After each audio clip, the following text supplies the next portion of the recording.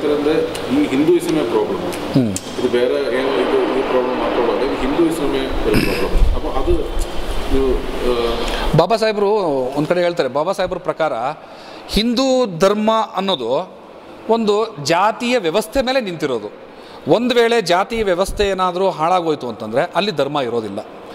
ಈ ಬಿಲ್ಡಿಂಗ್ ಇಲ್ಲಿದೆ, ಈ ಬಿಲ್ಡಿಂಗಿಗೆ ಪಾಯನೇ ಮುಖ್ಯ. ಪಾಯವನ್ನು ತೆಗೆದು ಈ ಬಿಲ್ಡಿಂಗ್ನ ನಾನು ನಿಲ್ಲಿಸ್ಕೋತೀನಿ ಅಂತಂದರೆ ಸಾಧ್ಯನೇ ಇಲ್ಲ. ಈ ಪಾಯದ ಮೇಲೆ ನಿಂತಿರೋ ಜಾತಿ ವ್ಯವಸ್ಥೆಯನ್ನು ಪಾಯದ ಮೇಲೆ ನಿಂತಿರೋದೇ ಹಿಂದೂ ಧರ್ಮ ಅನ್ನೋ ಒಂದು ಹುಸಿ ಗೋಪುರ, ಸುಳ್ಳಿನ ಗೋಪುರ ಅದು. ಈ ಪಾಯನ ನಾನು ತೆಗೆದ್ರೆ ಆ ಗೋಪುರ ಇರೋಕ್ಕೆ ಸಾಧ್ಯನೇ ಇಲ್ಲ. ಮತ್ತು ಇನ್ನೊಂದು ಕಡೆ ಹೇಳ್ತಾರೆ, ಹಿಂದೂ ಧರ್ಮ ಅನ್ನೋದು 4 ಹಂತಗಳು, 4 ಹಂತದ ಕೋಣೆಗಳಿರುವಂಥ ಒಂದು ಬಿಲ್ಡಿಂಗ್ ಅದು. ಇದಕ್ಕೆ ಮೆಟ್ಲುಗಳು ಇಲ್ಲ, ಏಣಿಗಳು ಇಲ್ಲ. ಸೊ ಯಾರು ಆ ಒಂದು ಮೊದಲನೇ ತಳಪಾಯದಲ್ಲಿರುವಂಥ ಒಂದು ಹಂತದ ಬಿಲ್ಡಿಂಗ್ನಲ್ಲಿ ಸೇರ್ಕೊತಾರೆ, ಯಾರು 2ನೇ ಹಂತದ ಬಿಲ್ಡಿಂಗ್ನಲ್ಲಿ ಸೇರ್ಕೊತಾರೆ, ಯಾರು 3ನೇ ಹಂತದ ಬಿಲ್ಡಿಂಗಲ್ಲಿ ಸೇರ್ಕೊತಾರೆ, ಮತ್ತು ಯಾರು 4ನೇ ಹಂತದ ಬಿಲ್ಡಿಂಗಲ್ಲಿ ಸೇರ್ಕೊತಾರೆ, ಅವರು ಶಾಶ್ವತವಾಗಿ ಅಲ್ಲೇ ಉಳಿಯುವಂಥ ಕೆಲಸ ಆಗ್ತದೆ. ಮೊದಲನೇ ಫ್ಲೋರಲ್ಲಿರುವಂಥವ್ರು 4ನೇ ಫ್ಲೋರ್ಗೆ ಹೋಗೋದಕ್ಕೋ, 4ನೇ ಫ್ಲೋರಲ್ಲಿರೋರು 1ನೇ ಫ್ಲೋರ್ ಬರೋದಕ್ಕೋ ಇಲ್ಲಿ ಅವಕಾಶವೇ ಇಲ್ಲ. ಅಂಥ ಒಂದು ವ್ಯವಸ್ಥಿತವಾದ ಹುನ್ನಾರದ ಪರಿಸ್ಥಿತಿಯನ್ನು ಇಲ್ಲಿ ಬ್ರಾಹ್ಮಣಶಾಹಿ ವ್ಯವಸ್ಥೆ, ಪುರೋಹಿತಶಾಹಿ ವ್ಯವಸ್ಥೆ ಮತ್ತು ಈ ಧಾರ್ಮಿಕ ಆಚರಣೆಗಳ ವ್ಯವಸ್ಥೆ ಇಲ್ಲಿ ನಿರ್ಮಾಣ ಮಾಡಿಬಿಟ್ಟಿದೆ. ಕೆಲವರು ಹೇಳ್ತಾರೆ ಜಾತಿ ಅನ್ನೋದು ನಾವು ಮಾಡೋ ಕೆಲಸಗಳ ಮೇಲೆ ಡಿಪೆಂಡ್ ಆಗಿ ಬಂದಿರೋವಂಥದ್ದು, ಅದು ಜನ್ಮತಃ ಬಂದಿಲ್ಲ ಅಂತ. ಇದು ಹೇಳೋದಕ್ಕೆ ಭಾಳ ಚೆನ್ನಾಗಿದೆ, ಕೇಳೋದಕ್ಕೆ ತುಂಬ ಸುಂದರವಾಗಿದೆ. ಆದರೆ ವಾಸ್ತವ ಆಗಿದೆಯಾ? ಇಲ್ಲ. ನನ್ನ ಮಗ ನಾನು ಯಾರು ಹೊಟ್ಟೆಲಿ ಹುಟ್ಟಿದ್ದೀನಿ, ನಮ್ಮಪ್ಪನ ಜಾತಿ ಯಾವುದಾಗಿತ್ತು ಆ ಜಾತಿನೇ ಇವತ್ತು ನಾನು ಹೇಳ್ಕೋಬೇಕು. ಅದು ಹೇಳ್ತಾರಲ್ಲ, ವಿದ್ಯೆಯಿಂದ ಬ್ರಾಹ್ಮಣ ಆಗ್ತಾನೆ, ನಿನ್ನ ಕೃತ್ಯದಿಂದ ನೀನು ಶೂದ್ರ ಆಗ್ತೀಯ, ನಿನ್ನ ಕರ್ಮದಿಂದ ನೀನು ವೈಶ್ಯನೋ ಮತ್ತು ಕ್ಷತ್ರಿಯನೋ ವೈಶ್ಯನೋ ಏನೋ ಆಗ್ತೀಯಾ ಅಂತ ಹೇಳ್ತಾರಲ್ಲ. ನಾನು ಇವತ್ತೇನಾದರೂ ಆಗಮಶಾಸ್ತ್ರವನ್ನು ಕಲಿತವರೆಲ್ಲರೂ ಕೂಡ ಬ್ರಾಹ್ಮಣರಾಗ್ತಾರೆ ಅಥವಾ ಅರ್ಚಕರಾಗ್ತಾರೆ ಅನ್ನೋದಾದರೆ ನಾನು ಪ್ರಯತ್ನಪಟ್ಟು ಒಂದು ಆಗಮಶಾಸ್ತ್ರನ ಕಲಿತು ಬಿಡ್ತೀನಿ. ಆ ಬ್ರಾಹ್ಮಣತ್ವದ ಸ್ಥಾನಮಾನವನ್ನು ಯಾರಾದರೂ ಕೊಡೋಕ್ಕೆ ಸಾಧ್ಯ ಇದೆ ಇವತ್ತಿನ ಪರಿಸ್ಥಿತಿಯಲ್ಲಿ ನನಗೆ? ಈ ಕೆಲವು ಪಂಕ್ತಿ ಭೇದಗಳಿದ್ದಲ್ಲ, ಬ್ರಾಹ್ಮಣರು ಮಾತ್ರ ಕೂತ್ಕೊಂಡು ಊಟ ಮಾಡಬೇಕು ಅಂತ, ಅವರು ಕೇಳುವಂಥ ಆಚಾರ ವಿಚಾರಗಳನ್ನ ನಾನು ಮೈಗೂಡಿಸ್ಕೊಡ್ತೀನಿ ಅಂತಲೇ ಇಟ್ಕೊಳ್ಳಿ. ಆದರೆ ಜನ್ಮತಃ ನನ್ನ ಜಾತಿಯನ್ನು ದೃಷ್ಟಿಯಲ್ಲಿ ಇಟ್ಕೊಂಡು ನನ್ನ ಶಾಸ್ತ್ರ ಕಲಿತು ಮಾತ್ರಕ್ಕೆ ನನ್ನ ಬ್ರಾಹ್ಮಣ ಅಂತ ಪರಿಗಣಿಸಿ ನನ್ನ ಕರ್ಕೊಂಡೋಗಲ್ಲಿ ಕೂರ್ಸೋಕ್ಕೆ ಸಾಧ್ಯ ಇದೆಯಾ? ಈ ವ್ಯವಸ್ಥೆ ಈ ದೇಶದಲ್ಲಿ ಬರೋದಕ್ಕೆ ಸಾಧ್ಯನೇ ಇಲ್ಲ. ವರ್ಗದಿಂದ ಮತ್ತು ಏನದು ಮಾಡೋ ಕರ್ಮದಿಂದ ನಿನ್ನ ಜಾತಿ ಹುಟ್ಟಿನಿಂದ ಅಂತ ಹೇಳೋದಿದೆಯಲ್ಲ, ಅದು ಹುಸಿ ಸುಳ್ಳು.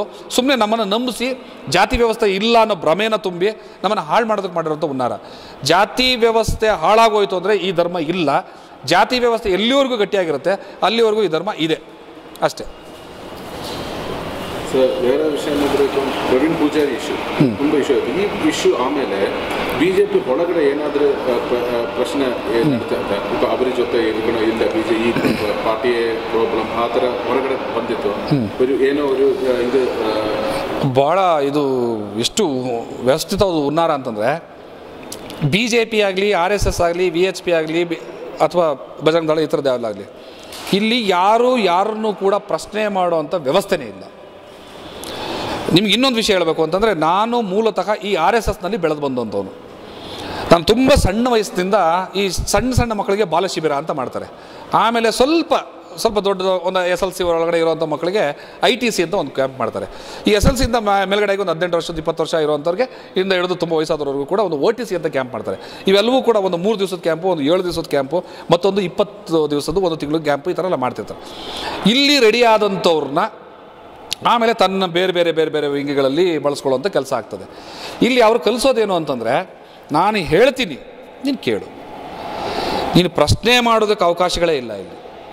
ಆಮೇಲೆ ಪ್ರಶ್ನೆ ಮಾಡೋಕ್ಕೆ ಅವಕಾಶ ಇಲ್ಲ ಅಂತಂದರೆ ಅಲ್ಲಿನ ಪರಿಸ್ಥಿತಿನೇ ನನ್ನನ್ನು ಪ್ರಶ್ನೆ ಮಾಡದೇ ಇರೋಗೆ ಮಾಡಿಬಿಡುತ್ತೆ. ಅಲ್ಲಿ ಒಂದು 1000 ಜನ ಕೂತಿದ್ದಾರೆ ಅಂತಂದರೆ, ಯಾರೋ ಏನೋ ಮಾತಾಡ್ತಿದ್ದೆ ಅಂದರೆ ನಾನು ಹೇಳ್ತಾ ಇದ್ದೀನಿ, ನೀನು ಕೇಳು ಅಷ್ಟೇ. ನೀನು ನನ್ನನ್ನೇನೋ ಪ್ರಶ್ನೆ ಮಾಡಿದ್ರೆ ಅಲ್ಲಿ ಉತ್ತರನೇ ಸಿಗೋದಿಲ್ಲ. ಬೈ ಚಾನ್ಸ್ ಆಗು ಕೂಡ ಯಾರಾದರೂ ಕೂಡ ಎದ್ದು ಇಲ್ಲ ನೀವು ಮಾತಾಡ್ತಾ ಇರೋದು ಹೀಗಿದೆಯಲ್ಲ, ಇದು ಬೇರೆ ಥರ ಇರ್ಬೋದು ಅಂತ ಪ್ರಶ್ನೆ ಮಾಡ್ತು ಅಂತಂದರೆ ಆತನ ಸ್ವಲ್ಪ ಗಮನಿಸ್ಕೋತಾರೆ, ಮಾತಾಡೋಣ ಅಂತ ಹೇಳ್ತಾರೆ. ಆ ಕ್ಷಣದಲ್ಲಿ ಅವನಿಗೆ ಅಲ್ಲಿ ಉತ್ತರ ಸಿಗೋದೇ ಇಲ್ಲ.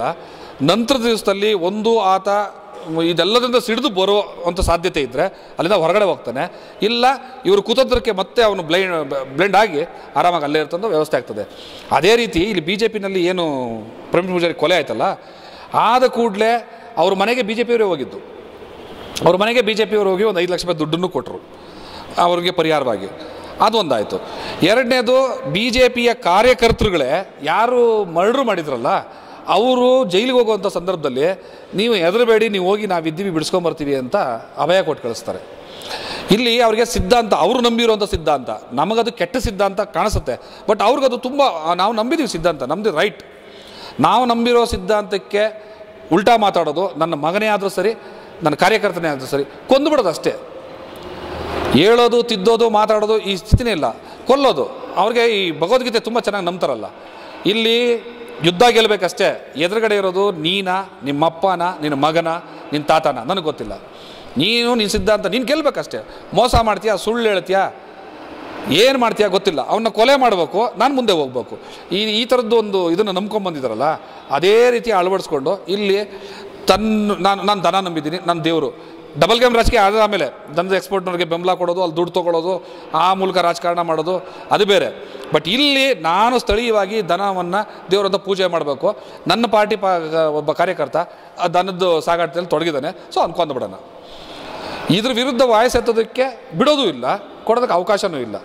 ಮತ್ತು ಈ ಹುಡುಗರಿಗೆ, ಮತ್ತೆ ಈ ಬಿ ಜೆ ಪಿಲಿ ಕೆಲಸ ಮಾಡ್ತಾರಂಥ ಹುಡುಗರಿಗೆ ಗೊತ್ತಿರಲಿ ಅಂತ, ಮೈಸೂರಿನಲ್ಲಿ ಒಂದು ಗೋಶಾಲೆ ಇದೆ. ಆ ಗೋಶಾಲೆ ಒಳಗಡೆ ಒಂದು ಮಿಷಿನ್ ಇದೆ. ಆ ಮಿಷಿನ್ ಏನು ಅಂತಂದರೆ, ದನದ ಮೂಳೆ ಮತ್ತು ಮಾಂಸವನ್ನು ಪೌಡರ್ ಮಾಡಿ ಪ್ಯಾಕ್ ಮಾಡಿ ಕಳಿಸುವಂಥ ಮಿಷಿನು. ಗೋಶಾಲೆ ಒಳಗಡೆ ಈ ಮಿಷಿನಿಗೆ ಏನು ಕೆಲಸ? ಮತ್ತು ಇಡೀ ರಾಜ್ಯದಿಂದ ಎಷ್ಟೋ ದನಗಳನ್ನು ಅಕ್ರಮ ದನದ ಸಾಗಾಟ ಅಂತ ತೊಗೋತಾರಲ್ಲ, ವಶಕ್ಕೆ ಪಡ್ಕೋತಾರೆ, ಕೇಸ್ಗಳಾಗ್ತಾರಲ್ಲ. ಈ ದನಗಳನ್ನೆಲ್ಲ ತೊಗೊಂಡೋಗಿ ಈ ಥರದ ಬೇರೆ ಬೇರೆ ಗೋಶಾಲೆಗಳಿಗೆ, ದಾವಣಗೆರೆಯಲ್ಲೂ ಕೂಡ ಒಂದಿದೆ, ತುಂಬ ದೊಡ್ಡ ದೊಡ್ಡ ಗೋಶಾಲೆಗಳಿದ್ದಾವೆ, ಸಾವಿರಾರು ದನಗಳಲ್ಲಿದ್ದಾವೆ, ಅಲ್ಲಿಗೆ ತೊಗೊಂಡೋಗಿ ಕೊಡ್ತಾರಲ್ಲ. ಕೊಟ್ಟ ನಂತರ ಅದೇನಾಯಿತು ಅಂತ ಇಲ್ಲಿವರೆಗೂ ಯಾರು ಕೇಳಿದ್ದಾರೆ? ಯಾವ ಆರ್ ಟಿ ಐನಲ್ಲಿ ಈ ಮಾಹಿತಿ ಇಲ್ಲಿವರೆಗೂ ಯಾರು ತೊಗೊಂಡಿದ್ದಾರೆ ನೋಡಿ? ಇಲ್ಲ. ಮತ್ತು ಪ್ರತಿ ದಿವಸ ನೂರಾರು ದನಗಳು, ಸಾವಿರಾರು ದನಗಳು ಈ ಗೋಶಾಲೆಗಳಿಗೆ ಹೋಗ್ತಾ ಇದ್ದಾವೆ. ಅಲ್ಲಿ ಒಂದು ಲಿಮಿಟ್ ಇರುತ್ತೆ, ಒಂದು 50 ಎಕರೆ, 100 ಎಕರೆ, 30 ಎಕರೆ ಇರ್ಬೋದು. ಇಷ್ಟು ಎಕರೆ ಜಮೀನಲ್ಲಿ ಎಷ್ಟು ದನಗಳು ಇರ್ಬೋದು? ಹಾಗಿದ್ದರೆ ಅಲ್ಲಿ 1,000 ದನ ಇರ್ಬೋದು ಅಂತಾದರೆ, ಪ್ರತಿ ದಿವಸ ಬರ್ತಾ ಇರೋಂಥ ದನಗಳು ಎಲ್ಲಿ ಹೋಗ್ತಿದ್ದಾವೆ? ದೇವ್ರೇನಾದರೂ ಕರ್ಕೊಂಡು, ಇವರೆಲ್ಲ ಹೆಂಗೂ 33 ಕೋಟಿ ದೇವ್ರು ಇರುವಂಥ ಹಸುಗಳಲ್ವಾ, ಪಾಪ ಇವ್ರಿಗೆ ವಯಸ್ಸಾಯಿತು ಅಂತ ಏನೋ ಕರ್ಕೊಂಡು ಹೋಗ್ತಾ ಇದ್ದಾವ? ಏನಿಲ್ಲ. ಅಲ್ಲಿ ಅಕ್ಷರಶಃ ಇವ್ರನ್ನ ಯಾರು ಗೋರಕ್ಷಕರು ಅಂತ ಹೊರಗಡೆ ಬಿಟ್ಟಿದ್ದಾರಲ್ಲ, ಇವರೆಲ್ಲರಿಗೂ ಪೇಮೆಂಟ್ ಕೊಟ್ಕೊಂಡು ಈ ದನಗಳನ್ನೆಲ್ಲ ಹಿಡ್ಕೊಂಡು ಅದನ್ನು ಒಳಗಡೆ ತೊಗೊಂಡು ಅಲ್ಲಿ ಅದನ್ನು ಕೊಂದು ಅದನ್ನು ಪೌಡ್ರು, ದನದ ಮೂಳೆ ಮತ್ತು ಮಾಂಸವನ್ನು ಪೌಡ್ರು ಮಾಡಿ, ಅದರದ್ದು ಹೆಸರು ಏನೋ ಇದೆ, ನಾನು ಮರ್ತಿದ್ದೀನಿ, ಅದನ್ನು ನೀಟಾಗಿ ಪ್ಯಾಕ್ ಮಾಡಿ ಕೋಳಿ ಫಾರ್ಮ್ಗಳಿಗೆ, ಕೋಳಿ ಸಾಕೋದಕ್ಕೆ, ಸಾಕಾಣಿಕೆ ಮಾಡುವಂಥ ಫುಡ್ಡಾಗಿ ತಯಾರು ಮಾಡಿ ಅದನ್ನು ಪಾಸ್ ಮಾಡ್ತಾಯಿದ್ದಾರೆ. ಈಗ ನೀವು ಯಾವುದೇ ಕೋಳಿ ಫಾರ್ಮ್ಗಳಲ್ಲಿ ಹೋಗಿ ನೋಡಿದ್ರೆ, ಆ ಕಂಪ್ನಿ ಹೆಸರನ್ನ ಹೇಳ್ತೀನಿ, ಮತ್ತು ಗೊತ್ತಾದರೆ ಕೊಡ್ತೀನಿ. ಆ ಕಂಪ್ನಿಯ ಎಲ್ಲ ಪ್ರಾಡಕ್ಟ್ಗಳು ಕೋಳಿ ಫಾರ್ಮ್ಗಳಲ್ಲಿ ಇವತ್ತು ಸಿಗುತ್ತೆ ನಮಗೆ. ಇದು ಎಲ್ಲಿಂದ ಮ್ಯಾನುಫ್ಯಾಕ್ಚರಿಂಗ್ ಬರುತ್ತೆ ಅಂತ ನಾವು ನೋಡೋಕೆ ಹೋದರೆ, ಎಗೈನ್ ಇದೇ ಗೋಶಾಲೆಗಳಿಂದ ರೆಡಿಯಾಗಿ ಬರ್ತದೆ. ಆ ಲೇಬಲ್ಗಳು ಆ ಗೋಶಾಲೆಗಳಲ್ಲಿ ಸಿಗುತ್ತೆ. ಸೊ ಇಲ್ಲಿ ಇವ್ರು ಏನು ಮಾಡೋಕೊಟ್ಟಿದ್ದಾರೆ? ಈಗ ಯೋಚನೆ ಮಾಡಬೇಕು, ಇವ್ರು ಈಗೇನು ಮಾಡೋಕೊಟ್ಟಿದ್ದಾರೆ? ನಾನು ನನ್ನ ತಾಯಿ ದನ ಅಂತ ಹಿಡ್ಕೊಂಡು 33 ಕೋಟಿ ದೇವರುಗಳು ಇದರಲ್ಲಿ ಇದ್ದಾವೆ ಅಂತ ಹೇಳ್ಕೊಂಡು ಈ ಒಂದು ಹಸುನ ಹಿಡ್ಕೊಂಡೋಗಿ ನಾನು ಪ್ರೀತಿಯಿಂದ ತೊಗೊಂಡೋಗಿ ಅವ್ರ ಕೈಲಿ ಕೊಡ್ತಾ ಇದ್ದೀನಲ್ವ, ಅವ್ರು ಇದನ್ನು ಕೊಂದು ಪ್ಯಾಕೆಟ್ ಮಾಡಿಬಿಟ್ಟು ಕೋಳಿಗಳಿಗೆ ಮಾರ್ಕೊತಿದ್ದಾರಲ್ಲ.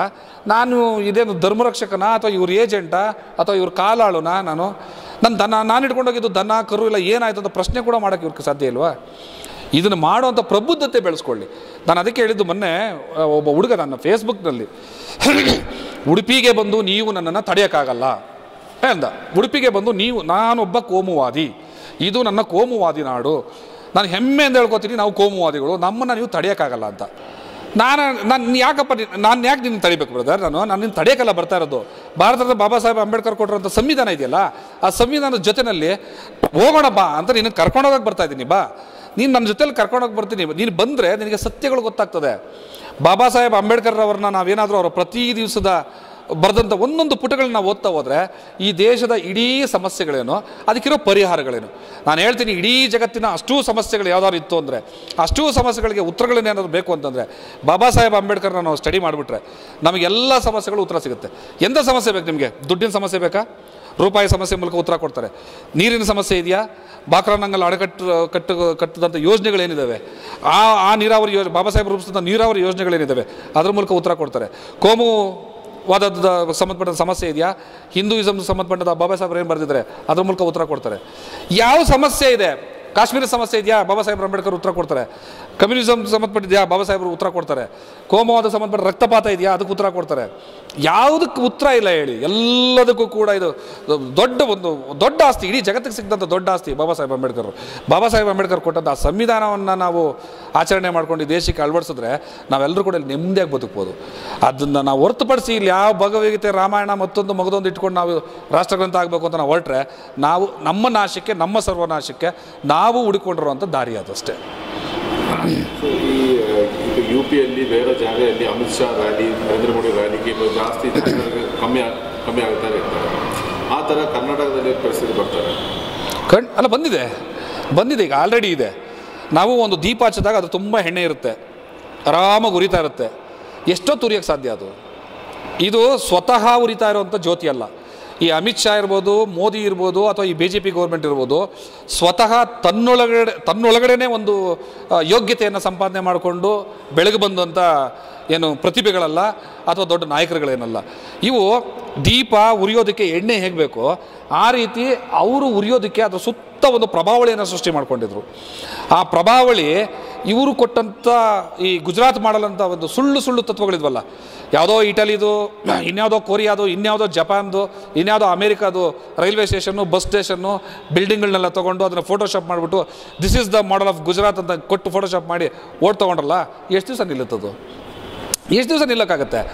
ಗುಜರಾತ್ಗೆ ಇವತ್ತಲ್ಲ ನಾಳೆ ನಾನು ಹೋಗಿ ಬರ್ತೀನಿ, ಇಷ್ಟು ಚೆನ್ನಾಗಿ ಗುಜರಾತ್ ಕಟ್ಬಿಟ್ಟವ್ರ, ನಾನು ಅಮೆರಿಕಕ್ಕೆ ಹೋಗೋದು ಬೇಡ, ಒಂದ್ಸರಿ ಗುಜರಾತ್ಗೆ ಹೋಗಿ ಬರೋಣ ಅಂತ ಹೋಗಿ ಬಂದಿನಿ.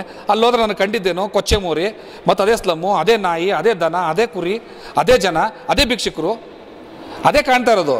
ನನಗಂತೂ ಅಮೆರಿಕಕ್ಕೆ ಹೋಗಬೇಕು ಅನ್ನೋ ಆಸೆ ಇದೆ. ಗುಜರಾತು ಅಮೆರಿಕಕ್ಕಿಂತ ತುಂಬ ಚೆನ್ನಾಗಿ ಕಟ್ಟಿದ್ದೀನಿ ಅಂತ ಆಗಲೇ ಅವರು ಫೋಟೋಶಾಪ್ ಮೂಲಕ ನಮ್ಗೆ ತೋರಿಸಿದ್ರು. ನನಗೆ ಗೊತ್ತಿಲ್ಲ, ಗುಜರಾತ್ಗೆ ಹೋಗೋಣ ಅಂತ ಒಂದ್ಸಲಿ ಹೋಗಿ ಬರ್ತೀನಿ ನಾನು, ಹೋದ್ರೆ ಗೊತ್ತಾಗೋದು ನನಗೆ ಸತ್ಯ. ಸೊ ಇವರು 3 ವರ್ಷದಲ್ಲಿ ಇಡೀ ದೇಶಕ್ಕೆ ಇವ್ರು ತೋರಿಸೋಂಥ ಫೋಟೋಶಾಪ್ ಮಾಡಿದಂಥ ಸುಳ್ಳು ಏನು ಅಂತ ಗೊತ್ತಾಗ್ಬಿಡ್ತು. ಸೊ ಇವ್ರದ್ದು ಪ್ರಭಾವ ಸುಳ್ಳು ಅಂತ ಗೊತ್ತಾದಮೇಲೆ ಸ್ವತಃ ಗುಜರಾತ್ಗೆ ಹೋದರೂ ಕೂಡ ಇವತ್ತು ಮೋದಿ ಸ್ಥಿತಿ ಏನಾಗ್ತದೆ ಅಂತ ಗೊತ್ತಾಗ್ತದೆ.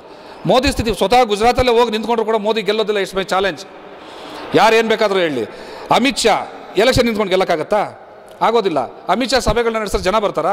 ಬರೋದಿಲ್ಲ. ಉತ್ತರ ಪ್ರದೇಶದಲ್ಲಿ ಮೊನ್ನೆಲ್ಲ ಏನಾಯ್ತು ನಾವು ನೋಡ್ತಾ ಇದ್ದೀವಲ್ವ. ಈ ದೀಪ ಉರಿತಾ ಅದಕ್ಕೆ ಬೇಕಾದಂಥ ಎಣ್ಣೆ ಖಾಲಿ ಆಗ್ತಾ ಇದೆ. ಮತ್ತೆ ಆ ದೀಪಕ್ಕೆ ಎಣ್ಣೆ ಸುರಿಯೋದಕ್ಕೆ ಬಂಡವಾಳ ಇಲ್ಲ ಇವ್ರ ಹತ್ರ. ಬಂಡವಾಳ ಇಲ್ಲ ಅಂತಂದರೆ ರಾಮ ಬಂಡವಾಳ ಆಗಿದ್ದ, ಅಯೋಧ್ಯೆ ತೋರಿಸಿದ್ರು, ಒಂದಷ್ಟು ಎಣ್ಣೆ ಸಿಕ್ಕಿತ್ತು ಇವ್ರಿಗೆ. ದನ ಬಂಡವಾಳ ಮಾಡಿಕೊಂಡ್ರು, ಒಂದಷ್ಟು ಎಣ್ಣೆ ಸಿಕ್ತು, ಒಂದಷ್ಟು ಹೊತ್ತು ಉರಿಸ್ಕೊಂಡ್ರು. ಮತ್ತು ಇದು ಸುಳ್ಳು ಗುಜರಾತ್ ಮಾಡಲು ಸ್ವಲ್ಪ ಎಣ್ಣೆ ಸಿಕ್ತು, ಹಾಕ್ಕೊಂಡ್ರು, ಒಂದು ಸ್ವಲ್ಪ ಉರಿಸ್ಕೊಂಡ್ರು. ಮತ್ತೆ ಹುಡುಕ್ತಾ ಇದ್ದಾರೆ ಬಂಡವಾಳ. ಇವ್ರ ಕ್ಯಾನ್ ಖಾಲಿ ಆಯಿತು, ಇನ್ನೇನು ಎಣ್ಣೆ ಇಲ್ಲ ಅಲ್ಲಿ ಸುರಿಯೋದಕ್ಕೆ. ಇನ್ನೇನು ಸುರಿದು ನೀರು ಸುರಿಬೇಕು, ನೀರು ಸುರಿದ ದೀಪ ತಾನಾಗೆ ಆರೋಗ್ತದೆ. ಇಲ್ಲ, ಉರಿದು ಕೊನೆಗೆ ಒಂದ್ಸಲಿ ಜೋರಾಗುತ್ತೆ, ಉರಿದೋಗುತ್ತೆ. ಆರೋಗೋದಕ್ಕೆ ಮುಂಚೆ ಈ ದೀಪ, ಈ BJP ದೀಪ ಏನಿದೆಯಲ್ಲ, ಇದು ಆರೋಗೋದಕ್ಕೆ ಮುಂಚೆ ಒಂದು ಸಲ ಇಡೀ ದೇಶಕ್ಕೆ ಬೆಂಕಿ ಹಚ್ಚಿ ಹೋಗುತ್ತೆ. ಇದು ನಾವು ಇಡೀ ದೇಶದವರು ನಾವು ಎಚ್ಚರಿಕೆಯಿಂದ ವಹಿಸಬೇಕು. ಸಾಕಷ್ಟು ಜನ ಈಗಾಗಲೇ ಹೇಳ್ತಾ ಇದ್ದಾರೆ, ತನ್ನ BJP ಸರ್ಕಾರ ಈ ದೇಶದಿಂದ ತೊಲಗೋದಕ್ಕೆ ಮುಂಚೆ ತನ್ನ ಯೋಗ್ಯತೆಯನ್ನು ಅಥವಾ ತನ್ನ ಮರ್ಯಾದೆನ ಅಷ್ಟೋ ಉಳಿಸ್ಕೊಂಡು ಏನಾದರೂ ಬದುಕ್ಬೋದಾ, ಅಥವಾ ಈ ಜನರ ಭಾವನೆನ ಮತ್ತೆ ಕೆರಳಿಸಿ ಇನ್ನೊಂದಷ್ಟು ಎಣ್ಣೆ ಹುಡಿಕೊಂಡು ಮತ್ತೆ ದೀಪ ಹೊರಿಸ್ಕೋಬೋದಾ ಅಂತ ಪಾಕಿಸ್ತಾನ ಮೇಲೆ ವಾರ್ ಮಾಡುವಂಥ ಹುನ್ನಾರ ಮಾಡ್ತಾರೆ ಇವರು. ಅದನ್ನು ಮಾಡೋದ್ರ ಮೂಲಕ ಈ ದೇಶನ ಇನ್ನೊಂದು 50 ವರ್ಷದ ಹಿಂದೆ ತಳ್ಳಿ ಮತ್ತೆ ಪಾಕಿಸ್ತಾನ ಮೇಲೆ ಯುದ್ಧ ಮಾಡ್ತಾ ಇದ್ದೀವಿ. ನಮ್ಮ ಮೋದಿ ಮಹಾರಾಜ್ ಸ್ವತಃ ದೇವರೇ ಆಡಳಿತ ಮಾಡ್ತಿರುವ ಒಂದು ಮಾತಿದೆ. ಕೆಲವು ಈ ಭಕ್ತರು ಅಂತ ಕರಿತೀವಿ ನಾವು, ಅವ್ರನ್ನೆಲ್ಲರೂ ಕೂಡ ಭಕ್ತರು ಅಂತ ಕರೆಯೋದು. ಆ ಭಕ್ತರು ಹೇಳುವಂಥ ಪ್ರಕಾರ ಈ ಇಡೀ ಜಗತ್ತಿನಲ್ಲಿ ಸ್ವತಃ ದೇವರೇ ಆಡಳಿತ ಮಾಡುತ್ತಿರುವ ರಾಷ್ಟ್ರ ಅದು ಭಾರತ ಅಂತೆ. ಈ ದೇವರ ಮಕ್ಕಳು ಕೊನೆಗೆ ಪಾಕಿಸ್ತಾನ ಮೇಲೆ ಯುದ್ಧ ಘೋಷಣೆ ಮಾಡಿದ್ದನ್ನೇ ನಮ್ಮ ಧರ್ಮಯುದ್ಧ ಅಂತ ತಿಳ್ಕೊಂಡು ಅಲ್ಲಿನ ಒಂದಷ್ಟು ಜನನ ಸಾಯಿಸಿ ಇಲ್ಲಿ ಒಂದಷ್ಟು ಜನ ಸತ್ತು ಈ ದೇಶನ ಇನ್ನೊಂದು 50 ವರ್ಷದಷ್ಟು ಇದಕ್ಕೆ ಕರ್ಕೊಂಡೋಗಿ ಕೊನೆಗೆ ಎಲ್ಲರೂ ನಾಶ ಮಾಡಿ ತಾನೂ ಕೂಡ ನಾಶ ಆಗುವಂಥ ಪ್ರಕ್ರಿಯೆಯಲ್ಲಿ ಇದ್ದಾರೆ. ಆದರೆ ನಾವು ಈಗಲೂ ಕೂಡ ಸಮಯಾವಕಾಶ ಇದೆ, ಎಚ್ಚೆತ್ಕೋಬೋದು. ಇವರು ನೆಕ್ಸ್ಟು ಹೂಡುವಂಥ ಹುನ್ನಾರಗಳಿದಾವಲ್ಲ, ಮಾಡುವಂಥ ಪ್ರಚೋದನೆಗಳಿದಾವಲ್ಲ, ನಮ್ಮನ್ನು ಧರ್ಮ ಮತ್ತು ದೇಶಭಕ್ತಿ ಅನ್ನೋ ಹುಸಿ ತತ್ವದಲ್ಲಿ ನಮ್ಮ ತೊಗೊಂಡೋಗಿದ್ದಾರಲ್ಲ, ಅದ್ರ ಕಡೆ ನಾವು ಗಮನ ಕೊಡದೆ ಸುಮ್ಮನಾದರೆ ಮೋದಿ ಯುದ್ಧ ಮಾಡಿದ್ರು ಅಷ್ಟೇ, ಏನು ಮಾಡಿದ್ರು ಅಷ್ಟೇ, ಮತ್ತೆ ಅವನು ಸರಿಯಾಗಿ ಸಾಧ್ಯ ಆಗೋದಿಲ್ಲ. ಆತನ ಆ ಎಲ್ಲ ಕುತಂತ್ರಗಳನ್ನು ನಾವು ಅರ್ಥ ಮಾಡಿಕೊಂಡು ಸ್ವಲ್ಪ ನಾವು ಆತನ ಪ್ರಚೋದನೆಗೆ ಒಳಗಾಗದೆ ಸಂಯಮದಿಂದ ವರ್ತನೆ ಮಾಡಿದ್ರೆ ಈ ದೇಶ ಇನ್ನಷ್ಟು ವರ್ಷಗಳು, ಇನ್ನಷ್ಟು ಶತಮಾನಗಳು ಉಳಿದಿರುತ್ತೆ. ಇಲ್ಲ ಅಂತಂದರೆ ಟೋಟಲಾಗಿ ಆತ ಹಚ್ಚೋ ಬೆಂಕಿಗೆ ನಾವೆಲ್ಲರೂ ಕೂಡ ಸಾಯ್ತೀವಿ. ಹೋರಾಟದಲ್ಲಿ ಮುಸ್ಲಿಂ ಆರ್ಗನೈಸೇಷನ್ಸ್ ಕೂಡ ಖಂಡಿತ ನಾನು ಆಗಲೇ ಹೇಳ್ದಲ್ಲ, ದಲಿತ ದಮನಿತರ ಸ್ವಾಭಿಮಾನಿ ಹೋರಾಟ ಸಮಿತಿ. ಈ ದಮನಿತರು ಅನ್ನೋದು ನಾವೇನು ಇಟ್ಕೊಂಡಿದ್ದೀವಿ, ಇದು ಯಾವ ಧರ್ಮಕ್ಕೂ ಸೀಮಿತವಾದದ್ದಲ್ಲ, ಯಾವ ಜಾತಿಗೂ ಸೀಮಿತವಾದದ್ದಲ್ಲ. ಸಾಕಷ್ಟು ಮುಸ್ಲಿಂ ಸಂಘಟನೆಗಳು ಒಂದು ಎರಡು ಅಂತ ನಾನು ನೇಮ್ ಮಾಡೋಕ್ಕೆ ಬರೋದಿಲ್ಲ, ಒಂದು ಎರಡು ಅಂತಲ್ಲ, ಉಡುಪಿಯ ಭಾಗದ ಅಷ್ಟೂ ಮುಸ್ಲಿಂ ಸಂಘಟನೆಗಳು, ಬೆಂಗಳೂರು ಭಾಗದ ಎಲ್ಲ ಮುಸ್ಲಿಂ ಸಂಘಟನೆಗಳು, ಮತ್ತು ಮಧ್ಯ ಕರ್ನಾಟಕದ ಎಲ್ಲ ಮುಸ್ಲಿಂ ಸಂಘಟನೆಗಳು, ಬಿಜಾಪುರ, ಗುಲ್ಬರ್ಗ, ರಾಯಚೂರಿನಲ್ಲಿರುವಂಥ ಮುಸ್ಲಿಂ ಸಂಘಟನೆಗಳು, ಬಳ್ಳಾರಿನಲ್ಲೂ ಕೂಡ ಇಮಾಮ್ ಗುಡೇಕರ್ ಅನ್ನೋರೊಬ್ಬರು, ಅಂಥವ್ರು ಹೆಸರುಗಳು ಹೇಳಬೇಕಾಗ್ತದೆ, ಅಂಥವರು ಕೂಡ ಎಲ್ಲರೂ ಕೂಡ ತಮ್ಮ ಸ್ವಪ್ರೇರಣೆಯಿಂದ ಅವರವರ ಸಭೆಗಳನ್ನು ನಡೆಸಿ ಅಲ್ಲಿ ಈ ಉದ್ದೇಶಗಳನ್ನು ಅವ್ರಿಗೆ ಹೇಳಿ, ಇದು ನಮ್ಮ ಹಕ್ಕು, ಯಾರ ಸ್ವಂತ ಚಳುವಳಿ ಅಲ್ಲ, ಇದು ಈ ದೇಶದಲ್ಲಿ ಅಗತ್ಯವಾಗಿ ಇವತ್ತು ಆಗಲೇಬೇಕಾಗಿದ್ದಂಥ ಚಳುವಳಿ. ಈ ಚಳುವಳಿ ನಮ್ಮೆಲ್ಲರೂ ಚಳುವಳಿಯಾಗಿ ನಾವು ತೊಗೊಂಡಿದ್ದೀವಿ, ನಾವೆಲ್ಲರೂ ಕೂಡ ಇದನ್ನು ಮುನ್ನಡೆಸಬೇಕು ಅಂತ ಸ್ವತಃ ಸ್ವಪ್ರೇರಣೆಯಿಂದ ನಾವು ಯಾರನ್ನೇನು ಫೋನ್ ಕಾಲ್ ಮಾಡೋದಾಗಲಿ ಕೇಳೋದಾಗಲಿ ಇಲ್ಲ, ಸಂದೇಶ ಹೀಗಿದೆ ಅಂತ ಹೇಳ್ತಾ ಹೋಗ್ತಾ ಇದ್ದೀವಿ. ಆ ಸಂದೇಶದ ಜೊತೆಯಲ್ಲಿ ಎಲ್ಲರೂ ಕೂಡ ಬರ್ತಾ ಹೋಗ್ತಾ ಇದ್ದಾರೆ, ಎಲ್ಲರೂ ಇದ್ದಾರೆ ಇದರಲ್ಲಿ.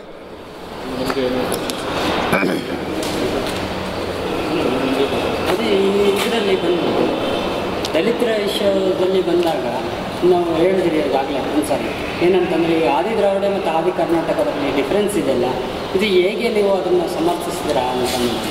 ಅದು ಬಹುಶಃ ಇಂಥ ಸಮಯದಲ್ಲಿ ಇಂಥ ಪ್ರಶ್ನೆಗಳನ್ನ ನಾವು ಎತ್ತಬಾರ್ದಾಗ್ತದೆ. ಕೆಲವಕ್ಕೆ ಏನಾಗುತ್ತೆ, ಮಹತ್ತರವಾದದ್ದೇನೋ ಒಂದು ಸಾಧಿಸೋಕೆ ಹೊರಡುವಂಥ ಸಮಯದಲ್ಲಿ ನಾವಿಲ್ಲಿ ಏನೋ ದಲಿತ ಸಮುದಾಯದ ಒಳಗಡೆ ಇರುವಂಥ ಸಣ್ಣ ಪುಟ್ಟ ಜಾತಿಗಳ ಒಳಗಡೆ ಜಗಳಗಳು ಮತ್ತು ಮನಸ್ತಾಪಗಳಿದಾವಲ್ಲ, ಇದು ನಾವುಗಳೇ ಕೂತ್ಕೊಂಡು ಬಗೆಹರಿಸ್ಕೊಳ್ಳುವಂಥ ಒಂದು ಸಂದರ್ಭ, ಅದು ಬೇರೆಯೇ ಸಂದರ್ಭ ಬರ್ತದೆ. ಅದು ನಮ್ಮ ಮನೆ ಒಳಗಡೆಯ ಜಗಳ. ಈಗ ನಾನು ಆಗಲೇ ಹೇಳಿದೆ, ಬೇರೆ ಬೇರೆ ಅಭಿಪ್ರಾಯಗಳು, ಬೇರೆ ಬೇರೆ ಸಿದ್ಧಾಂತಗಳು ಮತ್ತು ಬೇರೆ ಬೇರೆ ಯೋಜನೆಗಳನ್ನ ಇಟ್ಕೊಂಡಿರೋಂಥ ಹಲವಾರು ನೂರಾರು ಸಂಘಟನೆಗಳು ಒಟ್ಟಿಗೆ ಸೇರಿ ಒಂದು ಚಳುವಳಿ ಹೊರಡ್ತಿರುವಂಥ ಸಂದರ್ಭದಲ್ಲಿ ಎಲ್ರಿಗೂ ಇದನ್ನು ಸಾರ್ವತ್ರಿಕವಾಗಿ ಅಗತ್ಯವಾಗಿರುವಂಥ ಅಂಶಗಳಿರುವಂಥ ಸಂದರ್ಭದಲ್ಲಿ ನಾವಿಲ್ಲಿ ಈ ಕರ್ನಾಟಕದ ಏನದು ಆದಿ ಕರ್ನಾಟಕ, ಆದಿ ದ್ರಾವಿಡ, ಬಲಗೈ, ಎಡ, ಈ ಥರದ ವಿಚಾರಗಳಿದಾವಲ್ಲ, ಇದು ನಮ್ಮ ಮನೆಯ ಸಮಸ್ಯೆಯಾಗಿ ಮತ್ತು ಇದು ಉಟ್ಕೊಂಡಿರೋದೇ ರಾಜಕೀಯ ಕಾರಣಗಳಿಗಾಗಿ. ರಾಜಕಾರಣಿಗಳು ತಾವು ತಮ್ಮ ಅಸ್ತಿತ್ವವನ್ನು ಉಳಿಸ್ಕೊಳ್ಳೋದಕ್ಕೋಸ್ಕರ ಈ ಥರದ ಜಾತಿ ರಾಜಕಾರಣವನ್ನು ಮಾಡ್ತಾ ಸಮಾಜವನ್ನು ಹೊಡ್ಕೊಂಡು ತಮ್ಮ ಬೇಳೆಗಳನ್ನ ಬೇಯಿಸ್ಕೊಳ್ಳೋದಕ್ಕೆ ಮಾಡ್ತಾ ಇರೋಂಥ ಪ್ರಯತ್ನ. ನಾವು ಇದನ್ನು ಜಾಸ್ತಿ ನಮ್ಮ ಪ್ರಶ್ನೆಗಳನ್ನ ಆಗಿಸ್ಕೊಳ್ತಾ ಹೋದರೆ ಅವರು ಎತ್ತಾ ಇರೋ ನಮ್ಮಲ್ಲಿ ಹುಟ್ಟಾಗ್ತಾ ಇರೋಂಥ ಪ್ರಶ್ನೆಗಳನ್ನ ನಾವು ಸಾಧ್ಯವಷ್ಟು ನೆಗ್ಲೆಕ್ಟ್ ಮಾಡಿದ್ರೆ ನಾವು ಉಳ್ಕೋತೀವಿ. ಆ ಪ್ರಶ್ನೆಗಳನ್ನ ನಮ್ಮ ಪ್ರಶ್ನೆಗಳನ್ನಾಗಿ ಮಾಡಿಕೊಂಡು ನಾವು ಆ ಪ್ರಶ್ನೆಗಳ ಜೊತೆಯಲ್ಲಿ ಮಾತಾಡ್ತಾ ಹೋದರೆ, ನಾವು ಆ ಪ್ರಶ್ನೆಗಳನ್ನ ಎತ್ತುತ್ತಾ ಹೋದರೆ ಆ ಒಡಕಿಗೆ ಮತ್ತಷ್ಟು ದಾರಿಗಳನ್ನ ಮಾಡ್ಕೊಟ್ಟಂಗೆ ಆಗ್ತದೆ. ಸೊ ಈ ಪ್ರಶ್ನೆಗಳನ್ನ ಖಂಡಿತವಾಗ್ಲೂ ಇದೆ, ಈ ಸಮಸ್ಯೆ ಇದೆ. ಇದನ್ನು ನಾವುಗಳು ಕೂತ್ಕೊಂಡು ನಮ್ಮ ಒಳಗಡೆ ಇದಕ್ಕೆ ಯಾವ ರೀತಿ ಒಂದು ಸೊಲ್ಯೂಷನ್ ಕಂಡ್ಕೋಬೇಕು ಅಂತ ಪ್ಲ್ಯಾನ್ ಮಾಡಬೇಕು ಹೊರತು ಇದನ್ನು ಪ್ರಶ್ನೆಯಾಗಿ ನಾವು ಹೊರಗಡೆ ಬಿಟ್ಟರೆ ಅದು ಅಪಾಯನೇ ಹೊರತು ಅದರಿಂದ ನಮಗೇನು ಒಳ್ಳೆಯದಂತೂ ಆಗೋದಿಲ್ಲ. ಈಗ ಕಮ್ಯುನಿಸಮ್ ಅನ್ನೋದನ್ನು ಮತ್ತು ಏನು ಲೆಫ್ಟಿಸ್ಟು ಮತ್ತು ರೈಟಿಸ್ಟು, ಈ ದಲಿತರ ಇದರಲ್ಲಿ ವಂಚಿತರಾಗಿರುವಂಥ ಜನರೆಲ್ಲರೂ ಕೂಡ ಏನು ರೈಟಿಸ್ಟ್ ವಿಂಗಲ್ಲೇ ಇರಬೇಕು ಅನ್ನೋದು ನಿಮ್ಮ ಅಭಿಪ್ರಾಯನ, ಇಲ್ಲ ಲೆಫ್ಟಿಸ್ಟ್ ವಿಂಗಲ್ಲಿ ಬರುವಂಥದ್ದು ನಿಮ್ಮ ಅಭಿಪ್ರಾಯನ? ದಲಿತ ಸಮುದಾಯ ರೈಟಿಸ್ಟ್ ಆಗಬೇಕು, ಲೆಫ್ಟಿಸ್ಟ್ ಆಗಬೇಕು ಮತ್ತು ಏನಾಗಬೇಕು ಅನ್ನೋದಕ್ಕೆ ಒಂದೇ ಉತ್ತರ, ಯಾರೂ ಏನೂ ಆಗಬೇಕಾಗಿಲ್ಲ, ಅಂಬೇಡ್ಕರೇಟ್ ಆಗಬೇಕಾಗಿದೆ. ಈಗ ನೀವು ಡೆಲಿಗೇಟ್ ಆಗಿ ಒಬ್ಬರನ್ನ ಮೇನ್ ಸ್ಪೀಕರಾಗಿ ಕರೀತಾ ಇದ್ದೀರಾ, ಅವ್ರು ಇವತ್ತಿನ ಸ್ಟೇಟ್ಮೆಂಟನ್ನು ಕೂಡ ಕೊಟ್ಟಿದ್ದಾರೆ. ಏನಂತಂತಂದರೆ ಯಾರೇ ಒಬ್ಬರು ಇದಾದರೂ ಕೂಡ ನಾವು ರೈಟ್ ವಿಂಗ್ ಅನ್ನೋದನ್ನು ಆಯ್ಕೆ ಮಾಡ್ತೇನೆ, ನಾವು ಲೆಫ್ಟ್ ವಿಂಗ್ ಅನ್ನೋದರಲ್ಲಿ ಆಯ್ಕೆ ಮಾಡಿಕೊಂಡು ದಲಿತರೆಲ್ಲರೂ ಕೂಡ ಒಂದು ಆಗಿ ಮುಂದೆ ಹೋಗ್ಬೇಕನ್ನೋ ಈ ಹೋರಾಟಗಳಲ್ಲಿ ನಮ್ಮ ಒಂದು ಎಲ್ಲರೂ ಕೂಡ ಒಗ್ಗಟ್ಟಾಗಿ ಒಂದು ಲೆಫ್ಟ್ ವಿಂಗಲ್ಲೇ ಹೋಗ್ಬೇಕಾದ್ರೆ ನಮ್ಮ ಅಂಬೇಡ್ಕರ್ ಇದನ್ನು ನಾವು ಪಾಲಿಸ್ಬೋದು ಅನ್ನೋದು ಅವರ ಒಂದು ಇಲ್ಲ ಅದಂಗಲ್ಲ, ಅದು ತಪ್ಪಾಗಿ ಅರ್ಥೈಸ್ಕೊಂಡು ಇದು ಮಾಧ್ಯಮಗಳ ಕುತಂತ್ರ ಅಂತ ಕರಿತೀನಿ. ಕೆಲವು ಸಲ ಮಾಧ್ಯಮಗಳು ನಾನು ಮಾತಾಡೋದು ಒಂದಾದರೆ ಅವರು ಅದನ್ನು ಎಷ್ಟು ಮಟ್ಟಿಗೆ ತಿರ್ಚಿ ಹೇಳ್ಬೋದು ಅನ್ನೋದಕ್ಕೆ ಕಾಯೋದಕ್ಕೆ ಅಂತ ಕೆಲವು ಮಾಧ್ಯಮಗಳು ಇರ್ತವೆ. ಅಂಥದ್ದು ಜಿಗ್ನೇಶ್ ಮೇವಾನಿ ಏನು ಹೇಳಿಕೆ ಕೊಟ್ಟಿದ್ದಲ್ಲ, ಅದಕ್ಕೆ ಜಿಗ್ನೇಶ್ ಮೇವಾನಿನೇ ಉತ್ತರ ಕೊಡಬೇಕಾಗ್ತದೆ, ನಾನು ಕೊಡೋಕ್ಕಾಗಲ್ಲ. ಆದರೆ ನನ್ನ ಅಭಿಪ್ರಾಯ, ದಲಿತ ಸಮುದಾಯ ರೈಟ್ ವಿಂಗಲ್ಲಿ ಹೋಗ್ಬೇಕಾ ಲೆಫ್ಟ್ ವಿಂಗಲ್ಲಿ ಹೋಗ್ಬೇಕಾ ಅದಲ್ಲ. ನೀವೆಲ್ಲ ಹೋಗಿ ಅಂಬೇಡ್ಕರೇಟ್ ಆಗಿ ನೀವು ಏನಾನ ಮಾಡಿ, ಅಂಬೇಡ್ಕರ್ ಕೊಟ್ಟಂಥ ಕೆಲವು ಸೂಚನೆಗಳು ಸಲಹೆಗಳಿದಾವಲ್ಲ ಆ ನಿಟ್ಟಿನಲ್ಲಿ ಯೋಚನೆ ಮಾಡಿ ಅಷ್ಟೇ. ಬೇರೆ ಇನ್ಯಾವುದೂ ಕೂಡ ನಾನು ಆಗಲೇ ಹೇಳಿದ್ದೀನಿ, ಈ ದೇಶಕ್ಕಲ್ಲ, ಈ ಜಗತ್ತಿನ ಎಷ್ಟೇ ಸಮಸ್ಯೆಗಳಿದ್ರು ಕೂಡ ಅದಕ್ಕೆಲ್ಲದಕ್ಕೂ ಕೂಡ ಉತ್ತರ ಕೊಡುವಂಥ ಏಕೈಕ ಮಾರ್ಗ ಯಾವುದಾರಿತ್ತು ಅಂತಂದರೆ ಅದು ಅಂಬೇಡ್ಕರ್ ವಾದ. ಆ ಅಂಬೇಡ್ಕರ್ ವಾದವನ್ನು ನಾವೇನಾದ್ರು ನಂಬಿಕೊಂಡಿದ್ರೆ ನಾನು ರೈಟ್ ವಿಂಗಲ್ಲನ್ನು ಇದ್ಕೊಳ್ಳಿ, ಲೆಫ್ಟ್ ವಿಂಗನ್ನು ಇದ್ಕೊಳ್ಳಿ, ನಾನೊಬ್ಬ ಮನುಷ್ಯನಾಗಿ ಉಳಿತೀನಿ. ನನಗೆ ಅಂಬೇಡ್ಕರ್ ವಾದ ಸಿದ್ಧಾಂತ ಏನು ನನ್ನ ಹತ್ರ ಇಲ್ಲ ಅಂತಂದರೆ ನಾನು ಲೆಫ್ಟ್ ವಿಂಗಲ್ಲಿ ಇದ್ದರೂ ಅಷ್ಟೇ, ರೈಟ್ ವಿಂಗಲ್ಲಿ ಇದ್ದರೂ ಅಷ್ಟೇ, ನಾನು ಮನುಷ್ಯನಾಗಿ ಉಳಿಯೋಕ್ಕೆ ಸಾಧ್ಯ ಇಲ್ಲ. ಇನ್ನೊಂದು ಹೇಳಿದ್ರಿ, ಇನ್ನೊಂದು ಮೂರನೇ ಸಮುದಾಯ ಕೂಡ ನಮ್ಮ ಜೊತೆ ಬರ್ತಾ ಇದೆ ಅಂತ ಕೂಡ